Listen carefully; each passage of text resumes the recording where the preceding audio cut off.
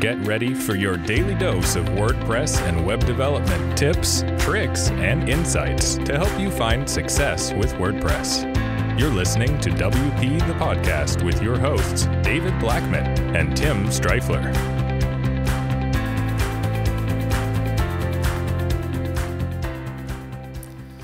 Hey everybody, welcome to another episode of WP the Podcast, brought to you by WP Gears.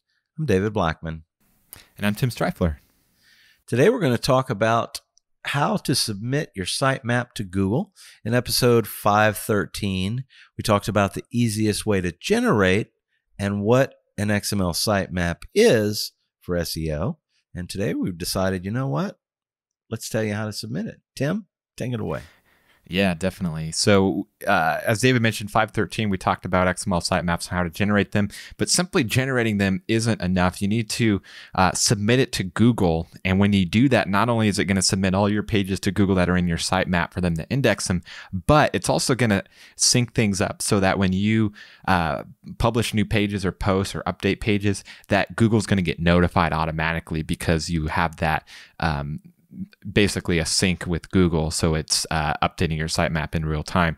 And it's really easy. All you have to do to submit your sitemap to Google is set up Google Search Console. So Google has a suite of tools for webmasters, for lack of better words, people that own websites, Google Analytics being one of them. Search Console, it pairs nicely with it. And it's basically your interface with Google in terms of SEO and how they see your website. And so, for example, if you have any errors with them being able to index your site, the Search Console is where you're going to see that. They're going to show you keywords that people are typing in to get to your site.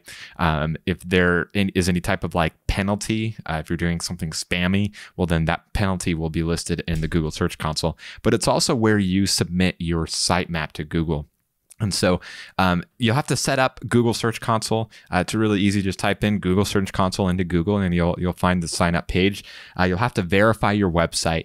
And so there's a couple steps. We're actually going to link to a HubSpot article that has all those steps and walks you through how to verify and all that. It's really easy, but the article will make it even easier for you. And then once you do that, all you do is go to the sitemaps area of Google Search Console and type in the URL of your sitemap. Now, if you're using the Yoast Seo plugin like we recommended in episode 513, well, then it's really simple. Basically, it'll create a sitemap index, and so it becomes yourdomain.com/sitemap_index.xml.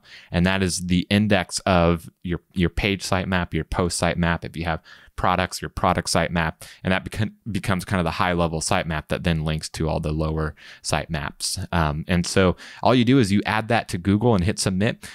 You don't necessarily have to submit the additional sitemap. So the index is really the only one you need to, but if you're like me and you want to be extra careful to make sure that Google sees everything, then you can submit your page sitemap, your product sitemap, your post sitemap, all of those too, just to be safe, to make sure Google sees all those. And then once you do that, it's done. You don't have to do it ever again. When you add new pages, it automatically will get updated in your sitemap and therefore updated within Google as well. And they're going to get pinged that your something on your website changed. So that's all there is to it. Very simple, very straightforward, but very important that you do that to make sure that you're helping Google as much as possible see your pages, know what they are, so that they can rank your pages in their search engine. Awesome. Well, tomorrow we've got another great topic for you. Tim, until tomorrow, we'll see you then. Take care. Bye-bye.